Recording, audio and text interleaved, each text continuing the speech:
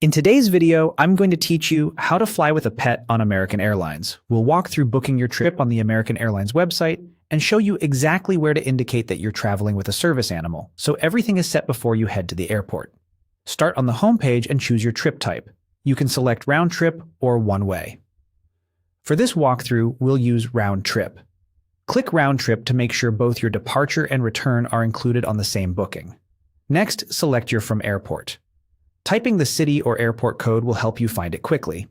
Then choose your to destination. If you have flexible options nearby, take a moment to compare airports that might offer better pricing or schedules. Now pick your travel dates. Select your depart date on the calendar, then choose your return date. If your dates are flexible, toggling a day or two earlier or later can sometimes reveal better fares or flight times, which can be helpful when you're coordinating a pet-friendly journey. When your dates look right, click Search to see available flights. On the results page, browse the options and compare prices along with departure times, layovers, and total travel time. When you find a fare that fits your plans, select the price you like. Then click Select to choose that itinerary and move forward. On the summary screen, review the details and click Continue to proceed. You'll land on the passenger information page. Enter your details exactly as they appear on your government-issued ID.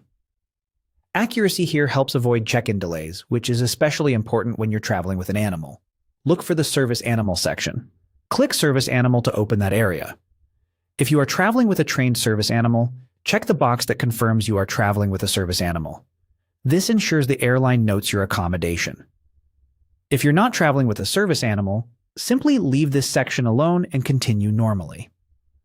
When prompted, enter the service animal ID associated with your booking or documentation. If you're unsure where to find it, check your existing records from the airline or your service animal provider. After entering the ID, click Save to apply those details to your reservation. Once everything looks correct, click Continue. That will take you to the next steps of your booking where you can finalize your reservation.